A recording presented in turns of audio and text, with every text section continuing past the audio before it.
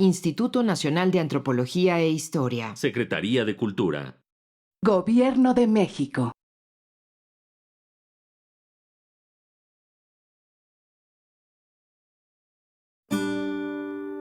Su sustancia está hecha de evocación, recuerdo, rememoración y de lo que toma del porvenir.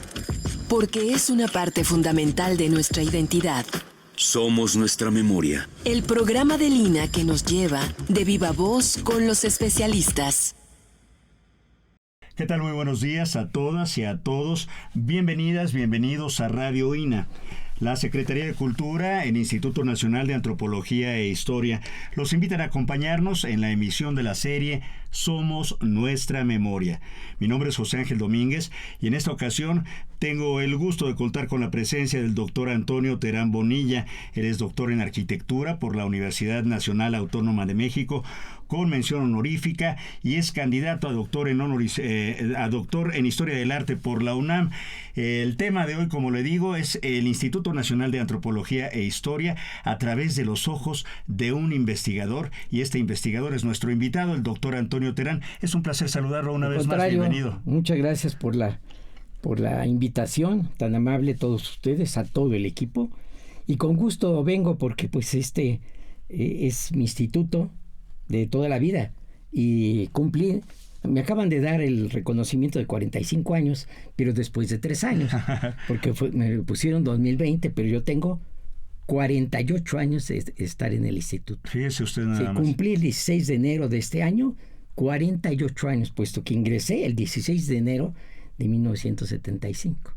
Pues toda una al vida. Departamento de Monumentos Históricos, que era hoy llamado Coordinación Nacional de Monumentos, pero en aquella época no era ni siquiera dirección, era Departamento de Monumentos Coloniales y de la República. Entonces, ¿de qué año estamos hablando, doctor? 16 de enero de 1975. 75. Exactamente. Años interesantes para vivir en la Ciudad de México, en el país, complicados también, de violencia. Se había salido de el halconazo, los movimientos del 68, todo esto. Debe haber sido un momento interesante para vivir el Instituto Nacional de Antropología e Historia. ¿Qué recuerda usted? No, pues bueno, en realidad a mí no me tocó todos esos movimientos porque fueron anteriores a que yo viviera en México, porque yo vivía en la ciudad de Puebla, soy de la ciudad de Puebla, por lo tanto no me tocó vivirlo. Sin embargo, pues supe de gente que participó activamente, como entonces hoy doctor, el arqueólogo de Templo Mayor, fue mi maestro, y además trabajé yo en Templo Mayor con él, que él me contaba cómo fue su participación dentro del 68, junto con... De Matos Montezuma, exacto, junto con su primera esposa, que es mi compañera de trabajo, María Eugenia del Valle, y cómo ellos participaron y fueron perseguidos, etcétera. Pero a mí no, o sea, todo ha sido de oídas porque no me tocó vivir ese momento. En realidad, efectivamente seguía muy candente esto, pero cuando yo ingresé al Instituto de Antropología, pues con mucho gusto ingresé como arquitecto restaurador, porque en aquella época, cuando me hicieron favor de contratarme, pues había yo concluido apenas 2 semestres y eran 4 semestres de la maestría, que yo fui de la primera generación, que fue 73, 76, la primera generación de la maestría en restauración de monumentos, que se abrió precisamente por el sismo que hubo en 1973 en la región Puebla-Tlaxcala, Veracruz, que fue tremendo, así como el sismo del 85 fue en la Ciudad de México. Sí, en esa región fue terrible, se acabaron... Hasta Centroamérica llegó ese temblor. Efectivamente. Entonces con ello pensó el instituto que había que crear una maestría porque pues no se tenía especialistas. Todos los que trabajaban en monumentos pues, eran arquitectos comunes y corrientes, pero sin la especialidad. Entonces, pues yo tuve la fortuna, y eso sí lo quiero remarcar, que el Instituto Nacional de Antropología e Historia me becó para venir a estudiar la maestría, la mitad del gobierno del Estado, que me propuso que ellos pagarían la mitad y la mitad el Instituto de Antropología. Y era la época del entonces el doctor Guillermo Bonfil Batalla, al cual tuve mucho gusto en conocerlo. Él presidió mi examen de maestría, porque fue sobre Cholula, y como él había escrito mucho sobre Cholula, allá en los años 60, pues se le invitó para que él presidiera el tribunal en julio de 1976, cuando presenté mi tesis de maestría, que fue sobre la Plaza Mayor de San Pedro Cholula, una revitalización, y que de hecho al poco tiempo el gobernador de Puebla, que le regalé porque para agradecerle la beca, pues le fui a regalar un ejemplar emplastado y todo, lo mismo que al doctor Bonfil, en agradecimiento, y dijo, el lunes se comienzan las obras. Y el lunes comenzaron las obras. O sea que fue una tesis que se pudo aplicar y se podía realizar. Y yo iba los fines de semana pues a supervisar que realmente se apegara a mi tesis. Pues fue usted y ha sido pionero en estas áreas del conocimiento y del desarrollo de nuestro instituto. En esos años 70 que usted ingresa que viene a estudiar a la Ciudad de México, después empezó a trabajar en los departamentos de restauración, dice usted. Primero monumentos históricos. Trabajé 1975 y 76.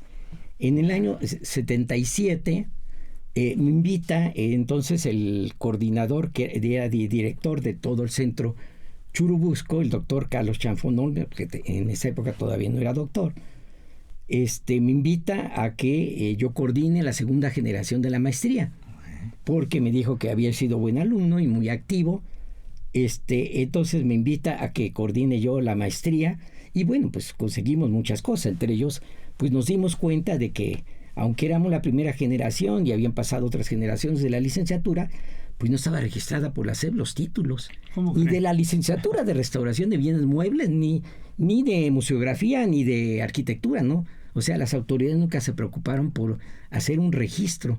Entonces, una de mis tareas fue a la Dirección General de Profesiones ir a tramitar todas el registro, llevar documentos de todos los alumnos egresados, entre ellos yo, y después de que ya se presentó el examen, meses después, fue incluso el director general de profesiones, se presentó con su equipo para entregarnos nuestros grados académicos y a los otros de la licenciatura, que fue un caso único que generalmente no se da. ¡Qué maravilla! Oiga, don Antonio Terán, entonces descubrió ahí también en ese momento otra vocación, tal vez me atrevo a presumir una vocación de docente, de maestro. Pero yo ya había sido docente, eso es lo que le voy a contar.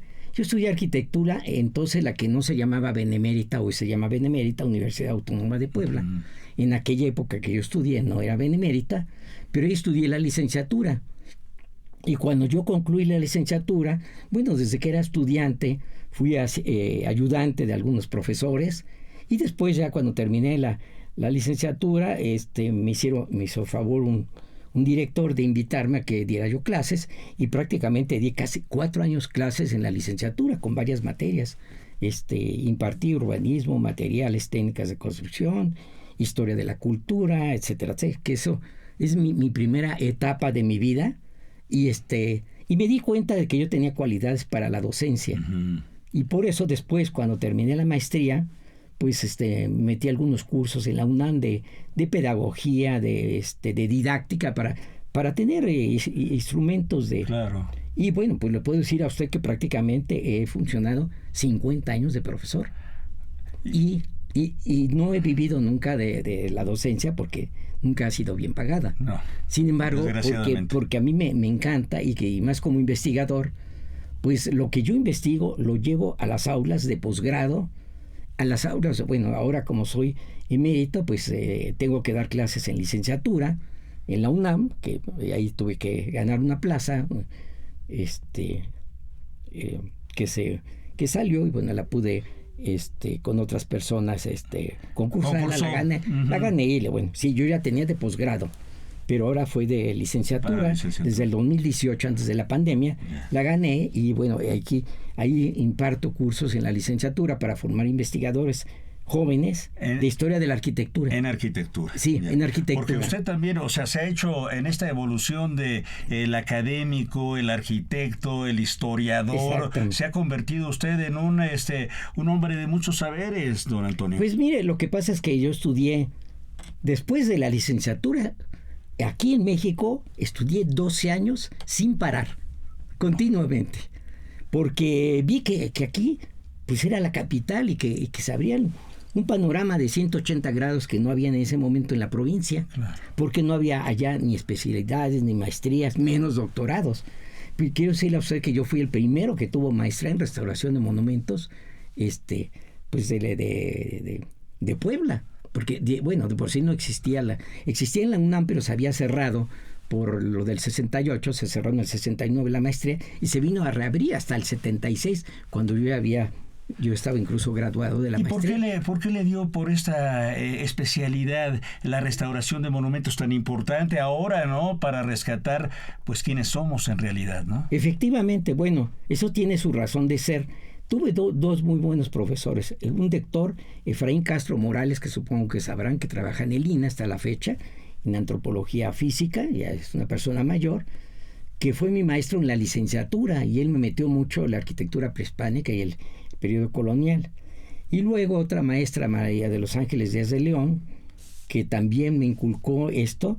Y cuando fui coordinador de la maestría, pues coordinador del servicio social de toda arquitectura de Puebla, en Puebla, en la facultad, entonces era escuela de arquitectura, no era facultad, pues hice una labor de que todos los que estaban atrasados pues hicieran su servicio social, y fue hacer una remodelación del centro histórico de Puebla, quitando anuncios, quitando alteraciones que había, letreros.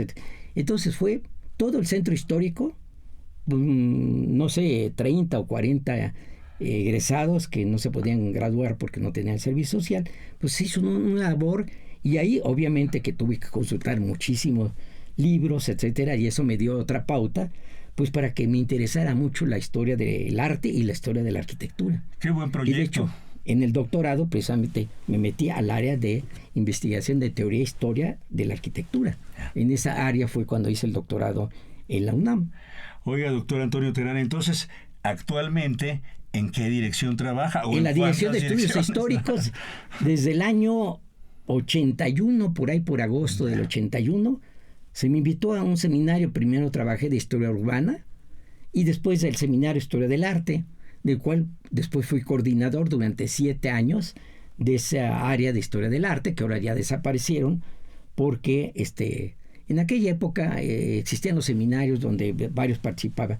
Ahora todos los trabajos prácticamente son individuales. Entonces, todos trabajamos de manera individual los proyectos de investigación. Pero en este área, pues he investigado no solamente sobre historia de la arquitectura, del arte, todo lo que es patrimonio cultural, lo que son gremios de arquitectos, tratados de arquitectura, o sea, temas que no se habían abordado en la historiografía, porque no había habido interés. Entonces, yo empecé a descubrir en mis investigaciones qué vacíos había dentro del campo, no solamente de la arquitectura, sino de la historia, como por ejemplo la historia de las mentalidades. Cuando saqué aquel libro en el 2013, que bueno, había con 2 antecedentes de La guarida del diablo, que ahora, por cierto, me entrevistaron hace 2 semanas en la oficina, History Channel, y que ya les avisaré cuando sale esto, va así porque ya fueron a filmar, y me hicieron una entrevista pues de 45 minutos, para sacar a relucir, porque esto es patrimonio de México, y eso pues va a servir posiblemente para que ya pueda yo tramitar que se declare Monumento Histórico Nacional, y después posiblemente por la UNESCO Patrimonio de la Humanidad, porque es el único caso que queda en el mundo. Fíjese, o sea, no en México, en el mundo. Y lo ha tomado usted ahí como una cuestión personal también, ¿verdad? Pues más que nada ha sido la defensa de esta construcción, porque como les conté en la anterior entrevista, pues se ha tratado por ignorancia, en muchas ocasiones se trató de destruir, ¿verdad? Asusado por autoridades religiosas o civiles. No, pues que esto del demonio era del siglo XVIII, que nada tiene que ver ahora con esto. Y bueno, pues he luchado mucho porque se rehabilite, que ha sido ya biblioteca del pueblo y ya tiene otras funciones. Cuéntanos, ya que estamos en eso, cuéntenos de este espacio en Cholula, tengo entendido, ¿verdad? El Paso de Cortés hacia Cholula, hacia San Andrés Cholula, es un municipio que se llama Tehuiloyocan, que significa lugar donde brillan las piedras o lugar de los espejos, según en castellano. Y bueno, pues esta es una población que que estaba muy alejada cuando yo la descubrí, que es en un proyecto que precisamente yo estaba haciendo de recuperación de los poblados históricos de Cholula, junto con el gobierno del estado y el INAH. Pues el gobernador me dijo, hay un pueblo que pues no tiene ni agua potable, ni drenaje, ni no tiene nada, ni luz. Entonces, usted vaya y a ver qué investiga.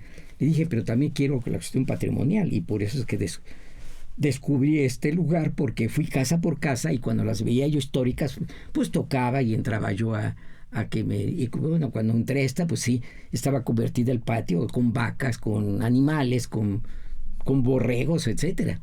Pero cuando yo vi el mural, que para esas épocas yo estaba estudiando mucho precisamente en Historia del Arte, estaba yo estudiando la maestría en Historia del Arte en la Facultad de Filosofía y Letras, y estudiaba yo iconografía, que es el mensaje de las imágenes, pues y vi 2 seres demoníacos, y dije, no, pues esto hay que estudiarlo, y ya después se lo comuniqué al doctor Santiago Sebastián, del cual se hizo incluso un libro, el INAH. Cuando él falleció, yo le organicé un homenaje, participó mucha gente, tanto del INAH como de la UNAM y otras instituciones, porque él era muy reconocido, y él lo llevé cuando vino a México en 2 ocasiones, y dijo, no, pues tienes que estudiarlo, es un caso único. Yo le he estado buscando durante 35 años en España, en Portugal, y hubo, pero la Inquisición los destruyó. Pero pues es un caso porque estaba tan escondido que cuando iban a dar... Pasó por alto. Y esa es ese fue el descubrimiento. Bueno, qué buena suerte. Se han publicado. Pero qué buena suerte que haya sido usted también, doctor Antonio Terán, porque pues otra persona igual también nos pasa por obviedad, ¿no? O sea, decimos otra cosa. Pero en su experiencia entonces como investigador, como hombre de la academia, en la Dirección de Estudios Históricos, pues, ¿ha podido usted crecer de una manera espectacular, no solamente como profesionista, sino también como ser humano? Y a mí me gustaría mucho preguntarle en torno a esta experiencia y que nos definiera entonces en su relación personal con este instituto que pues queremos tanto, que es el Instituto Nacional de yo como siempre se lo he dicho a todas las autoridades, siempre he luchado mucho en favor del instituto, me he puesto la camiseta, sobre todo cuando ha habido grandes contingencias como han sido los sismos.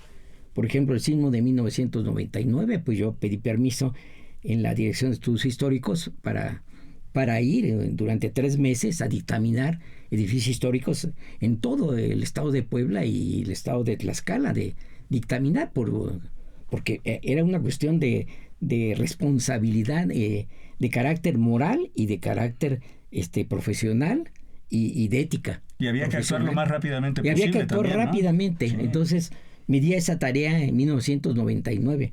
En 1985 también me di a esa tarea, porque me mandaron del instituto y me tocó parte del Centro Histórico de la Ciudad de México.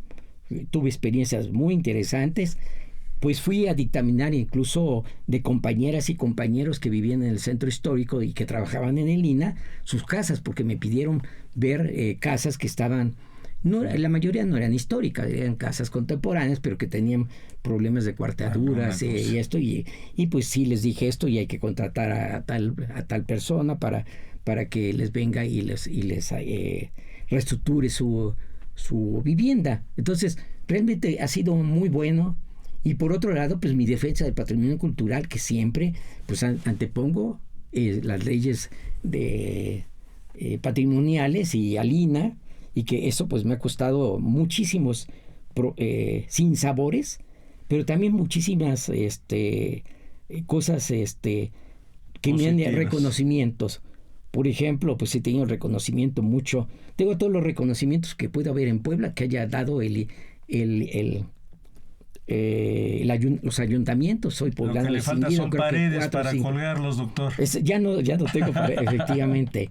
Soy el único custodio que existe en el país de un centro histórico, que es Puebla, porque yo soy custodio desde el año 2009, que me nombró una alcaldesa y el gobernador de aquella época, que fue pero fue por votación de la ciudadanía, o sea, no fue de dedazo, es por él, no, sino que por la ciudadanía se me nombró custodio y tengo mi reconocimiento, y siempre estoy luchando, pues a veces, no lo va a creer, hasta con las propias autoridades de las alcaldías, de los propios gobiernos, los estados. Qué complicado, Sí. porque, don Antonio, las instituciones siempre son mayores que los hombres, por supuesto, ¿no? Efectivamente, sí. Y la construcción de una institución tan importante como la nuestra, como el Instituto Nacional de Antropología e Historia, se debe al concurso de todas y de todos. Claro, no Gente como somos usted una- que lleva 48 años trabajando en esto. Exactamente, entonces, pues yo siempre los he dicho de que yo sí me pongo la camiseta, y vaya que me he jugado la vida, y siempre me he presentado como miembro del Instituto de Antropología, no solamente en nuestro país, en el extranjero, donde he Eso. llevado, como se los A comenté, muchos lugares, ¿no? pues la cultura mexicana la he llevado a países tan inmersos como Marruecos, como Polonia, lugares, obviamente España, Portugal, Italia, varios lugares, y por supuesto casi todo América. Con la representación del Instituto Nacional de Exactamente, Antropología. siempre con la representación del Instituto Nacional de Antropología e Historia. Siempre ha sido así. Y entonces Porque ha tenido he usted la capacidad de calibrar, digamos, distintas oportunidades, distintas instituciones como esta en el mundo. Claro, y definitivamente ¿Y cómo es un andamos? instituto maravilloso. Es una pena que no sea una secretaría, que yo siempre he luchado, porque el INA debía ser una secretaría. Sí. Yo estoy enterado de lo que pasa en nuestro país constantemente. Siempre estoy actualizado de la problemática del patrimonio, tanto arquitectónico, urbano, como del patrimonio intangible, por ejemplo. ¿Sí? Que no se pierda. Y vaya las que hay una tradiciones. riqueza enorme en nuestro Pero país. es que nuestro país es una verdadera maravilla. La desgracia es que yo puedo decir así con pelos y señales que el 80 o 90% existe en nuestro país de ignorancia, que no sabe la riqueza cultural en todas sus vertientes que tiene nuestro país. No lo sabe, ¿sí? Porque la gente no lee, porque las instituciones cada día están peor de enseñanza, desgraciadamente. Eso es un problema. Yo como académico lo puedo ver desde la óptica pues académica, Claro, ¿sí? desde la trinchera. Desde la trinchera y desde la óptica pues también profesional y desde la óptica de la investigación. Ya. Desde las tres ópticas, porque es la práctica profesional en las distintas, la parte académica, pero también la parte de investigación, que es fundamental, porque es la única manera de difundir lo que investigamos, y que es a través de las publicaciones, que de eso también me gustaría que habláramos. Claro, ahorita abordaremos porque son muchas y unos temas realmente espectaculares. Precisamente en diciembre fui invitado como una ponencia magistral por la Universidad Autónoma de Puebla a hacer un balance que había pasado en 35 años, que se declaró Patrimonio Cultural por la UNESCO en 1987 Puebla, y qué había pasado. Y bueno, se causó todo un escándalo. Ya verán cuando salga el libro, pero pues también ahí se puede ver en YouTube cómo hice un análisis. Me dieron 45 minutos para hablar de ello, y creo que me faltaría tiempo. Año por año, qué cosas se hicieron, buenas y malas, en una balanza. Y obviamente las malas pesaron más. Al final llegué a unas conclusiones. ¿Quiénes eran los responsables? Pues los dueños de las propiedades particulares, los alcaldes. Definitivamente. Sí. La voz que escuchamos es la del doctor Antonio Terán. El tema de hoy es el INA a través de los ojos de un investigador, precisamente el doctor Antonio Terán Bonilla. Les recuerdo que pueden consultar más de nuestras producciones a través de radio.ina.gov.mx y por supuesto en las distintas plataformas digitales de YouTube y Spotify. Hablábamos al principio, entre todas estas asuntos, historias, anécdotas, de la cantidad de libros que usted ha escrito, que son bastantes, y de temas que a lo mejor nadie daba por interesantes, como esto de el gremio de los albañiles y arquitectos en las ciudades, que a los historiadores han de haber dicho, ¿qué nos importa lo que los albañiles hicieran, verdad? Pero resulta ser básico. Es que albañil significa arquitecto, claro, en árabe, pero es con ñ, albañil. Albañil significa eso, pero nunca han caído en cuenta, sobre todo las universidades, las facultades de arquitectura. Yo he dado pues muchas conferencias y cursos en la UNAM y en otras facultades del país, y no caí en cuenta que son los que construyeron lo que hoy es patrimonio de la humanidad de varios centros históricos, que dudo que hoy la arquitectura del siglo XX o XXI algún día sea patrimonio de la humanidad, y se lo digo con todo el conocimiento que tengo y como arquitecto que soy, que mi primera carrera y después como historiador. ¿Por qué? Porque verdaderamente el albañil, que era maestro de albañilería, y así se siguieron llamando hasta que entra a la Academia de San Fernando y se crea la carrera de arquitectura en 1785, pero que en muchos poblados pues no llegó a la academia y por lo tanto pues siguieron construyendo tal y cual, con esa tradición de gremial, pero donde se enseñaba la arquitectura de maravilla. Y ¿sabe cuántos años tenía que aprender con un maestro? Era un solo maestro que le enseñaba todo y además era por un contrato y se responsabilizaba el maestro. No, los dos. El aprendiz a ser fiel y a tratar de aprender. Y el maestro a no omitirle ningún conocimiento que él supiera. Por lo tanto, imagínense, 6 años para ser oficial, primero de aprendiz. Ya por ahí rebasa que nosotros 5 años, como les digo a mis alumnos, salimos de arquitectos y no sabemos gran cosa. Bueno, después de eso... Hacer mezcla y eso, sí. Después, ya que será oficial, venía el examen para ser maestro, que eso era muy difícil por 2 razones. Uno podía ser por la falta de economía, porque era caro. Los exámenes en la Ciudad de México y Puebla, que fueron los 2 gremios más importantes de albañiles o de arquitectura, porque después se cambia a la Ciudad de México, simplemente les cae el 20 que es lo mismo albañil que arquitecto, y le cambian a arquitecto porque dice que es de más, mejor vamos a tildar de albañil, porque entonces ya pensaban que nada más albañil era pura mano de obra. No, el albañil no es el albañil de ahora. El albañil es el que hacía desde el proyecto, ¿sí? Que hoy se llamaba traza al proyecto. El diseño de los planos. Exacto, sí. Del diseño, que ahora se llama en arquitectura, que no debía ser diseño porque es muy limitado el término, a mi juicio, pero la traza del edificio era y todo lo que llevaba el edificio.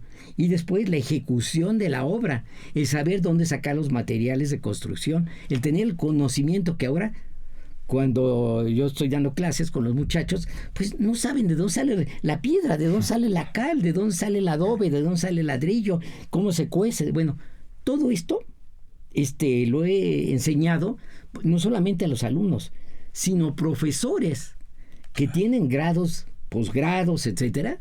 En el año 2018, que fue el último curso que di en educación continua en la Facultad de Arquitectura, porque en el 2019 se hacía el gran congreso ahora en México, que siempre se hizo en Europa, Historia de la Construcción, siempre fue en España, Portugal, Italia, al cual yo asistí, pero la UNAM tomó la estafeta.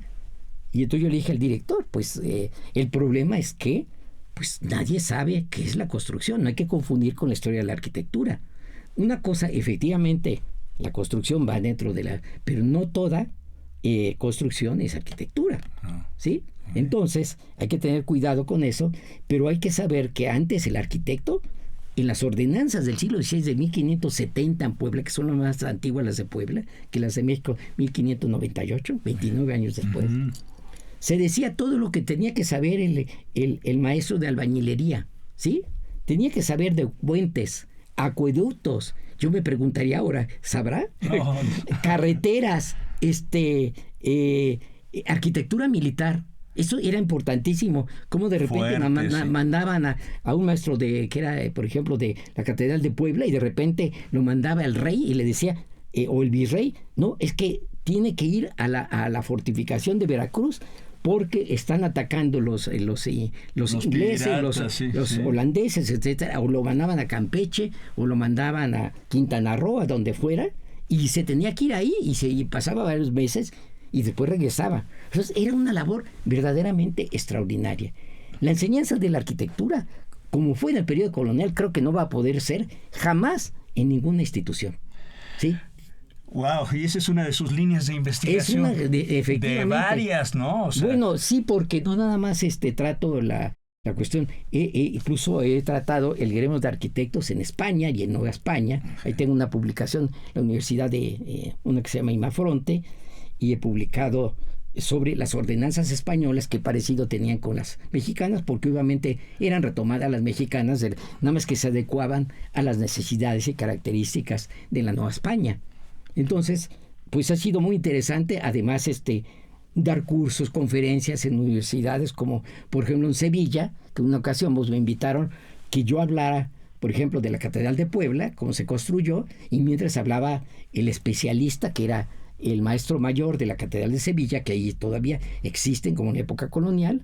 Entonces estuvo un doctor también arquitecto, y que él habló y para ver similitudes o diferencias, etcétera, etcétera. ¿Sí? Entonces fue una experiencia interesantísima. Rico, sí. Claro, porque los alumnos que estaban ahí, pues fue para ellos sumamente interesante ver el otro lado del mundo. Y porque usted es un especialista en el desarrollo de la fisonomía urbana de distintos lugares del mundo, doctor. Pues mire, más que nada la primera que yo escribí y que tuvo muchos reconocimientos por los colegios de arquitectos, y eso fue sobre la fisonomía urbana del centro histórico de la ciudad de Puebla de 1531, en aquella época 1900, no recuerdo si 96 o 90, sí, algo así.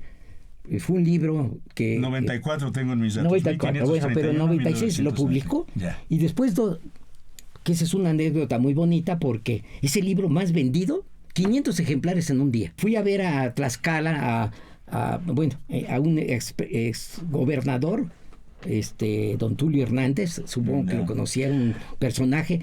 Fue el último esposo de Silvia Pinal. Sí. Bueno, que en el cual yo hicimos gran amistad. Okay. Y porque antes con otros compañeros fuimos a hacer el catálogo de las haciendas de Tlaxcala, y como él era una gente muy sencilla, andaba en su Kawasaki y decía: Terán, tú eres muy jalador, así es, vente, vamos a tomarnos un pulque, y me llevaba a lugares donde había jarritos de pulque, de frutas, y decía: el que te guste, en ese, y te voy a enseñar todo lo que...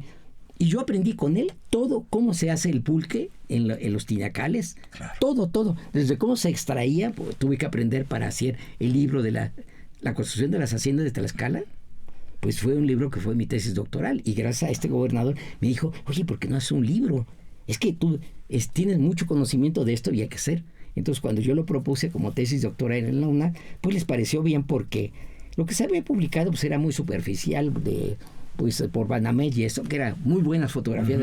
Y siempre sí, la casa del hacendado, pero no tomaban en cuenta, por ejemplo, los tinacales, y todos los espacios de los trabajadores y dónde vivían, ¿sí? Y dónde estaban los animales, por ejemplo.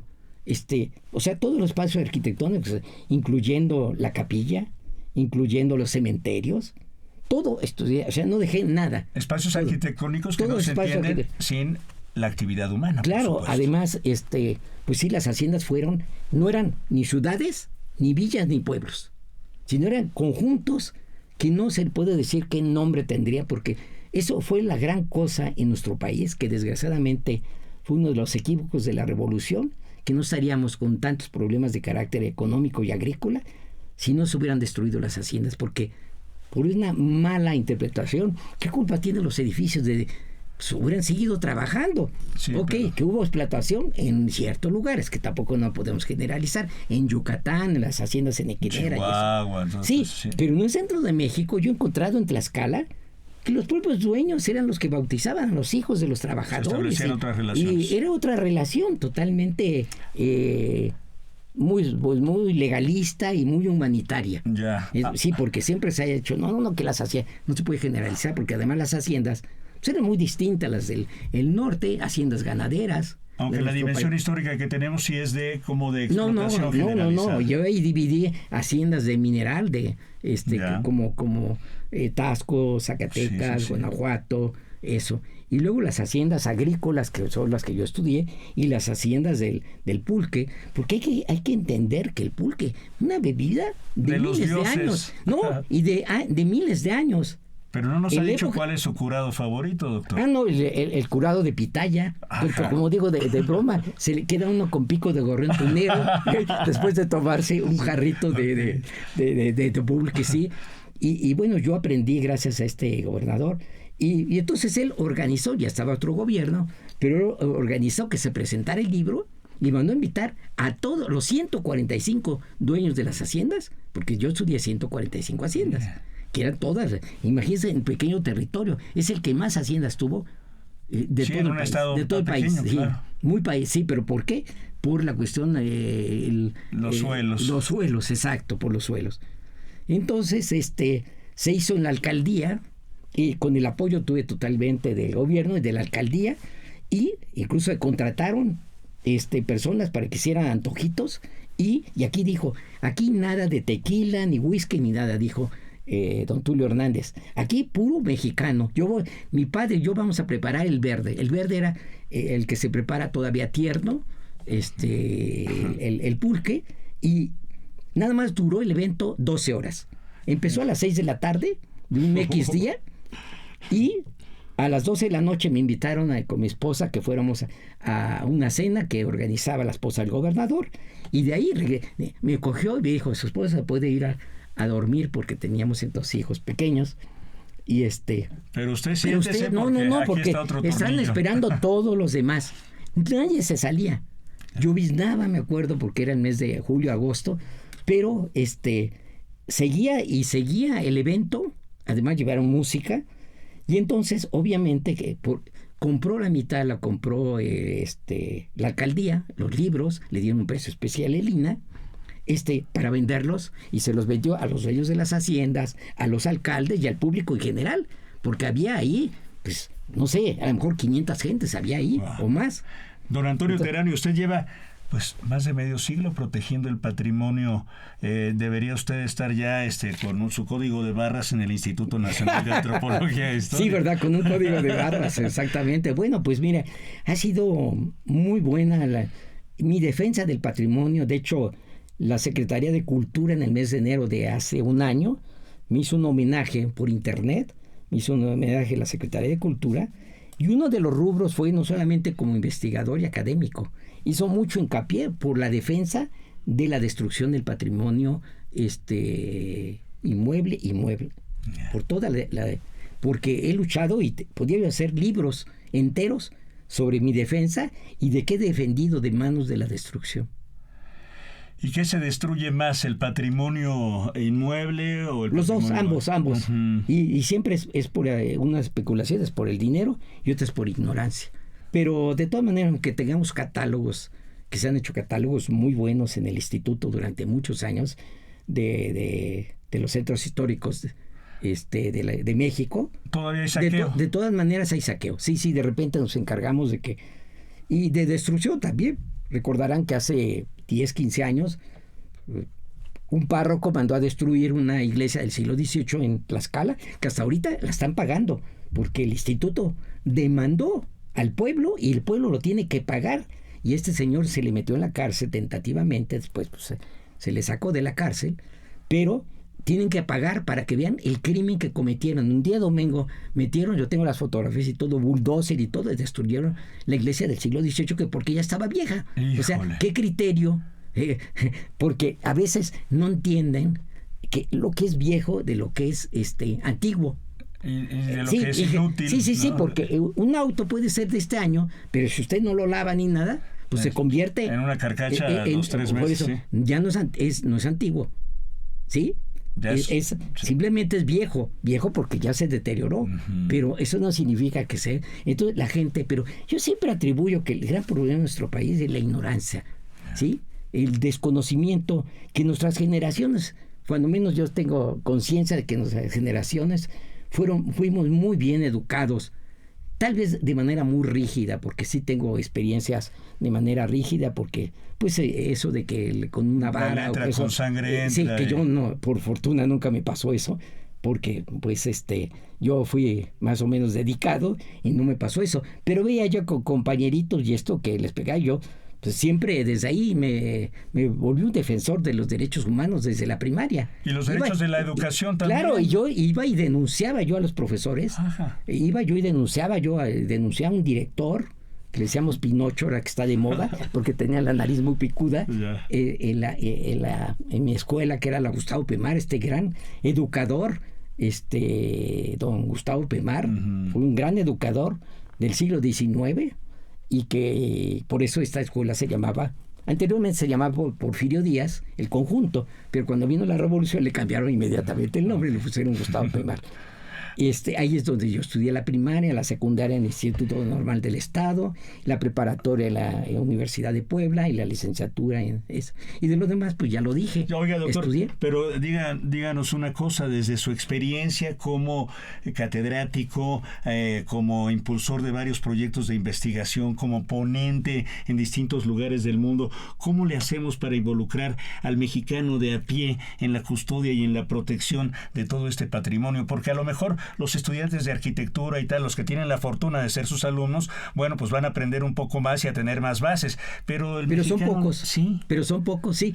Tiene usted mucha razón. Bueno, el problema también es de carácter educativo, porque no todos los profesores ponemos ese esfuerzo para que, yo he tenido muchas desavenencias con algunos profesores, porque muchos dicen, no, para lo que me pagan, pues le dije, no, perdóname, pero a mí sí me pagaron $1. Si yo me comprometí a ser profesor, tengo que dar lo máximo. Claro. Y yo preparo mis clases siempre, así sean de licenciatura, aunque la mayoría siempre yo subí en el posgrado, de las universidades, incluyendo la UNAM, pero no importa, lo importante es que aprendan los alumnos.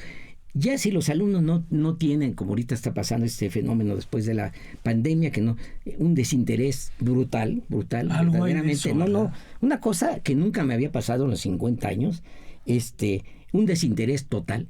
O sea, van porque piensan que el estar sentados ahí en el aula, ya con eso se van a ser arquitectos. Yo les digo, no, pues mira, yo creo que ni siquiera vas a llegar a ser ni siquiera albañil de los de ahora. O sea, cargar botes. Me he encontrado, por ejemplo, una vez tomé un taxi y bueno, pues siempre platico con los taxistas, que siempre aprende uno. Claro. Y pues era arquitecto y le digo, ¿qué hace usted de acá? Es que no tengo chamba. Y le digo, bueno, a ver, ¿de qué generación fue usted? Pues estudié en la... Sí, pero ¿de qué? ¿Y qué tal? No, pues no fui muy buen alumno y esto, y muchos años para terminar la carrera. Le digo, bueno, pero ¿por qué no hizo usted también por buscar trabajo? Porque pues eso no es que tengo mi título y al otro día me están contratando. No, pero por favor, eso no puede ser. Todos la pasamos mal al principio. Sí, cuando terminamos nuestra carrera, pues éramos unos soberanos desconocidos. Y entonces a buscar conocidos, familiares. Oye, pues mira esto, yo por ejemplo, pues estando en tercer año, mi primera obra, imagínense, tercer año de carrera, pues hizo una farmacia no en Atlisco, perdón, en donde viene la leche. En Chipilo. En Chipilo, Puebla. Uh-huh. Ahí que por cierto me quedó de a deber, nunca me pagó. Me acuerdo del dueño de esa farmacia, por ejemplo. Okay. Pero es que no, tenía ese ímpetu. Claro, la necesidad, el hambre. El hambre y la necesidad de practicar la profesión que uno estaba, y que esa es la vocación que uno había tomado, y entonces quería que se... Claro, a mí después de haber estudiado la maestría en restauración se me abrieron el camino. Yo quería estudiar arqueología y me puse a leer cosas de arqueología, de antropología social, de etnología, he leído de todo. Claro. A mí me encanta. O sea, les digo a mis alumnos, no podemos ser, perdón que lo diga, como las mulas maiceras que le ponen unos cueros. ¿Para qué? Para que no más vean de frente. No, tiene que ser 180 grados. Tienes que saber de todo. Uno de los grandes problemas es, por ejemplo, en el campo de la arquitectura, es la ignorancia, porque no saben ni siquiera de la propia profesión de la arquitectura. Todos los movimientos que ha habido durante la historia barroco mexicano, por ejemplo, tan importante que usted estudió. Bueno, precisamente el último libro, que ha sido un gran éxito, Itinerarios del Barroco, el que coordiné en la región Puebla, Tlaxcala, Veracruz, ha sido un gran éxito, ha tenido premiación por varios lados, porque pues nunca se había estudiado de manera regional la arquitectura, siempre había sido de manera individual. Pues que el palacio, no sé, del banco fulano de Turbides. Sí, no, pero no, el contexto, ¿de dónde vino esa arquitectura? ¿Quién fue el arquitecto? ¿Cómo se formó ese arquitecto? Entonces, en ese libro viene desde los gremios, los principales arquitectos que pude detectar con archivos, y que cómo se diversificaban en la región Puebla, Tlaxcala, Veracruz, cómo los contrataban, y de repente ahorita estoy en este proyecto que es sobre la arquitectura del barroco popular, que de eso nadie se ha ocupado. del barroco popular. Yeah. Todo nada más toman Tonancintra como si fuera el único edificio que existiera de barroco popular. No, he encontrado las cosas más maravillosas en el estado de Puebla y en Tlaxcala. Cosas maravillosas de las cuales estoy escribiendo y que pienso que va a ser un éxito ese libro, porque siempre ha habido una confusión de lo que es la arquitectura popular de la arquitectura vernácula, y son dos cosas totalmente distintas que ahorita no viene a caso que yo les explique. Ok, qué interesante, y estamos seguros que va a ser un éxito, pero dígame una cosa, ¿tiene usted un libro favorito que diga, este es el que más trabajo me costó, el que más quiero, el que más, o cada nuevo libro supone cada un uno reto? tiene un reto, pero yo creo que el de la construcción de las haciendas de Tlaxcala fue un libro que me llevó varios años realizarlo, porque fue por primera vez que se escribiera sobre las haciendas, pero con documentos de archivo. Sí. De cómo se construían y cómo se compraban, las compraventa, etcétera, etcétera. O sea, una cosa rigurosa, ¿sí? Por eso es que en mi examen, pues tuve la fortuna de que me dieran la mención honorífica, que en aquella época, cuando yo me examiné, no había doctores en arquitectura. Entonces tuve que buscar en filosofía y letras a alguien que supiera de esto. En estudios latinoamericanos, y tuve grandes, todos doctores, pero que supieran del tema de las haciendas, cuando menos históricamente, claro. ¿Verdad? Porque aunque no fuera arquitectónicamente. Sí, pero me tuve que buscar como una aguja en un pajar, porque en aquella época, cuando yo presenté mi examen, pues solamente estaba el doctor Carlos Chanfoni y el doctor Aguirre Cárdenas, que el doctor Aguirre Cárdenas todavía no era doctor, pero el señor tenía 2 maestrías, 3 carreras, que me dijo, Terán, usted me tiene que superar. Dije, está en chino. Imagínese, pedagogo, arquitecto, ingeniero. Híjole. Y antes de morir, 2 doctorados en pedagogía y en arquitectura. Dice, en general ya no me dio tiempo. Entonces dice, usted me tiene que superar.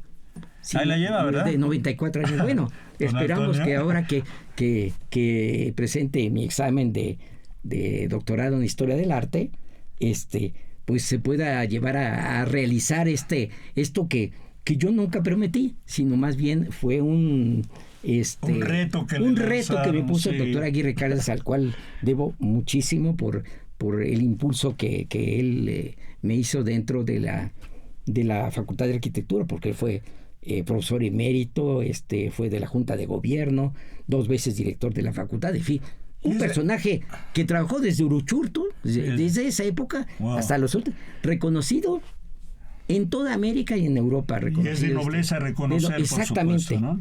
Oiga, ya que hablamos de reconocimientos, sí. ¿Cuántos reconocimientos tendrá usted en su carrera, doctor? Bueno, pues mire, son varios, vamos a decir, no muchos, sería muy soberbio decir eso, pero sí he tenido reconocimientos de diversas instituciones. Sobre todo la fortuna es haber ingresado, por ejemplo, primero a la Academia de Ciencias, porque en aquella época ya fui el primer arquitecto que ingresó a la Academia de Ciencias, que eso no era común.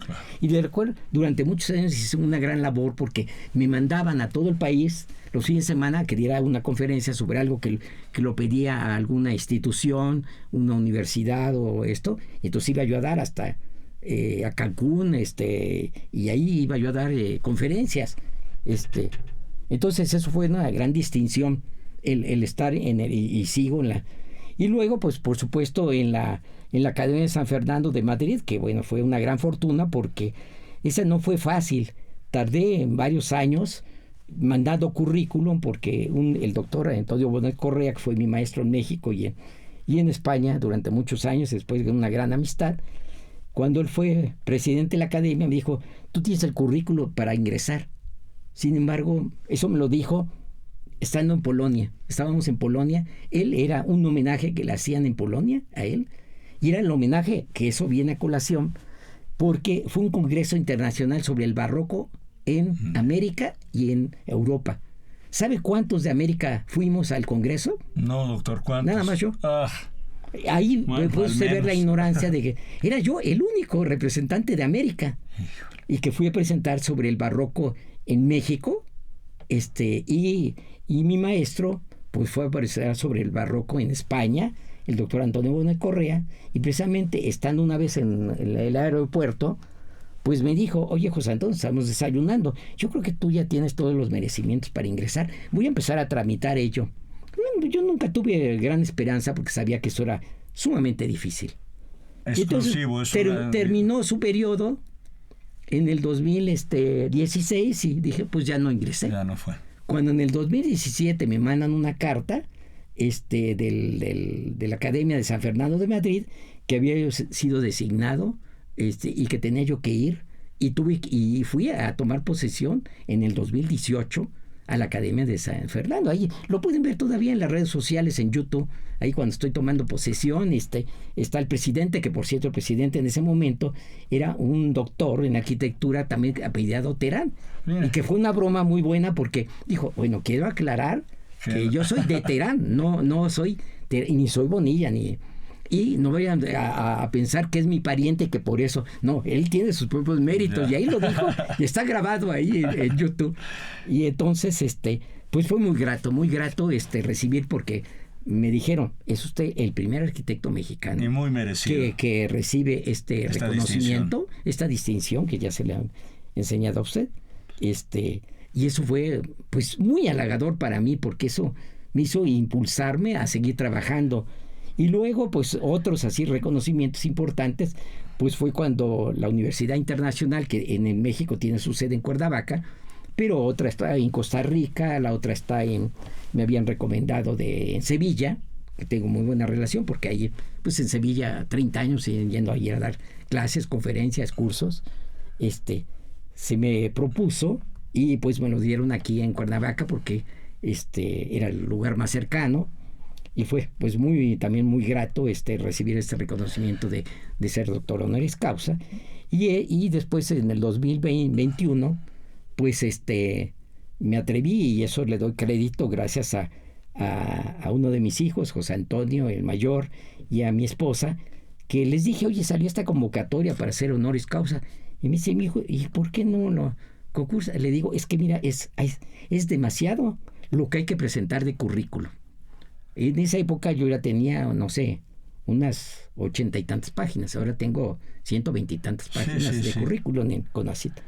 Me dice, no, pues te ayudamos, mi esposa y varios días desvelándonos y eso. Y presentamos esto y bueno, obviamente pasó el tiempo. Yo hablaba cada 8 días, nadie sabía. Hasta que un día me avisan de mi propia oficina de la Dirección de Estudios Históricos. Me entero por un compañero, me dijo, oye, ¿ya viste que saliste en la lista? Y saliste de doctor honoris, de investigación nacional emérito. Uy, pues inmediatamente me metí a la computadora y efectivamente ahí me enteré, y ya me lo enviaron por correo electrónico. Y bueno, fue una gran cosa, porque el ser investigador nacional de CONACYT es una gran cosa, porque es hasta que se muera uno, y además porque tiene un apoyo muy bueno económico, claro, para poder comprar libros de cuestión docente, etcétera, etcétera. Por desgracia no he sido emérito del INA. Ya. Una sola vez concursé y ya con buen currículum, pero bueno, a lo mejor pues eso es lo que viene, doctora. ¿Quién sabe? Eso nunca se puede ver. Es usted un hombre muy inquieto. Soy inquieto, pero a veces las condiciones. Recuerde usted que también en el aspecto académico, y siempre lo digo porque siempre he sido me han tildado de muy crítico, pero siempre soy crítico constructivo, no un crítico negativo. Varios compañeros constantemente, oye, ¿y cuándo te jubilas? Nunca. Y solo digo, es que soy yo creo que el único en el mundo que le pagan por hacer lo que me gusta hacer. Y eso es una maravilla, tener un trabajo que uno ama ese trabajo. No en cualquiera, yo lo vi con compañeros de todos estos años que ya les surgía llegar a una edad para jubilarse. Ya no me quiero parar, ya no quiero investigar, no quiero hacer esto. Bueno, cada quien tiene su punto de vista. Yo la verdad que soy súper feliz, y siempre he dicho que moriré o en mi cubículo o en mi cama, porque no quiero estar en un hospital con una lleno sonrisa. Oiga, doctor, pero falta todavía que escriba usted un libro de arquitectura o de estos temas que usted maneja también para no iniciados, para el público en general, no para especialistas arquitectos. Bueno, no, pero mire, he escrito muchas cosas de difusión y de divulgación. Eso ha sido ensayos, artículos, porque de esto estamos hablando de libros. que son alrededor de 12 libros solo. Sí, en ese formato, pero ensayos. Pero he participado en libros en España, sobre todo, participado como itinerarios del Mudéjar, que participan mi esposa y yo, que estudiamos el arte mudéjar en Veracruz, Tlaxcala, Puebla y Oaxaca. Y los otros, pues algunos lo estudiaron, pues incluso investigadores españoles que vinieron a sobre Chiapas y otros lugares, etcétera, etcétera. Pero ese tipo de libros en el que he participado han sido una maravilla, porque es el contacto con otros investigadores de otras naciones, ¿sí? Y que lo alimentan a uno mucho, le despiertan el ánimo y aprende uno de ellos, porque uno aprende de todos. Yo ahorita estoy aprendiendo de usted con sus preguntas. No, yo estoy aprendiendo, porque es mentira que uno lo sepa todo. Le digo, yo no soy un todólogo, como muchos creen que son todólogos. No. Yo tengo mis limitaciones y además muchas limitaciones tengo. Más o menos yo sé en mis campos. Pero si a mí me des de tal tema o eso, no, perdóname, de eso yo no sé, ¿sí? Como me pasó con un profesor emérito del que egresó la Catedral de México, había sido mi maestro en la maestría, y cuando tenía 75 años, se fue a meter a mi curso que yo daba de tratados de arquitectura. Se sentó y eran 5 alumnos, porque muy pocos, y me dice, ¿tú fuiste mi alumno? Le dije, sí, en la maestría usted me dio la reestructuración de edificios históricos. Ya me acordé de ti. Le dije, pero no aquí en la UNAM, en el INA, en la Escuela Nacional de Restauración. Sí, que a mí me invitaron. Y le digo, ya que bien usted, porque dábamos entre el doctor Carlos Chanfón, que daba la teoría, y yo la parte ejecutiva, práctica, que vieran desde México hasta la Argentina, cómo se aplicaron los tratados de arquitectura. ¿Sí? Serlio, Vitruvio, porque con eso se enseñaba la arquitectura. Claro. ¿Sí? Y me dijo, no, te vengo a oír a ti. Le dije, pero ¿cómo? Usted es un sabio. Usted que hizo, por ejemplo, el Palacio de los Deportes, varias estaciones del metro. Dijo, mira, un momento, yo de esto no sé nada de tratados de arquitectura. Y precisamente como me encargaron lo de la Catedral de México, necesito saber cómo se diseñó, cómo se construyó, los materiales históricos, etcétera, porque yo soy de concreto armado, he hecho muchas iglesias y paraboloides, hiperbólicos, etcétera, etcétera. Pero de esto yo no sé. Y cuando se le hizo un homenaje en la UNAM, yo levanté en el aula magna y dije, quiero decir que generalmente los arquitectos somos gente soberbia, porque así nos deformaron profesionalmente, engreídos. Wow. Pero les voy a poner la muestra que el doctor López Carmona, a la edad de 70 y tantos años, estudió el doctorado de arquitectura, lo terminó con mención honorífica, porque además presentó lo de la catedral, el proyecto para la catedral, enderezar la catedral, que además lo logró. Y entonces quiero que se le aplauda, porque eso nadie lo hace. Siempre he dicho 2 cosas que me enseñó una gran persona, un notario. 2 cosas en la vida no tienen edad: amar y estudiar. Y me puso 2 ejemplos que no vienen a cuento. Ya. ¿Sí?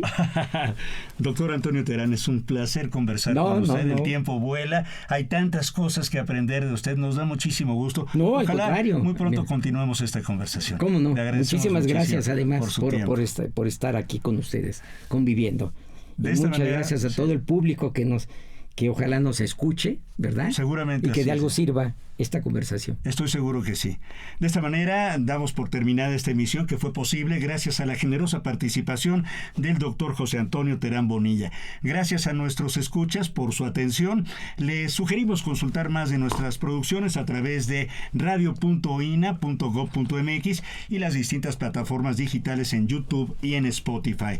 En la realización, la Coordinación Nacional de Difusión a través de la Subdirección de Radio INA con Gabriela Marentes.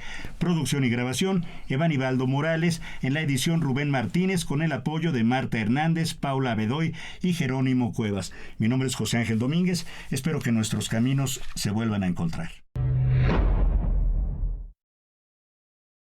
Las opiniones y comentarios aquí expresados son de entera responsabilidad de quienes proporcionan la información y no representan necesariamente las opiniones de Radio INA ni comprometen el pensamiento editorial del Instituto Nacional de Antropología e Historia. Instituto Nacional de Antropología e Historia. Secretaría de Cultura. Gobierno de México.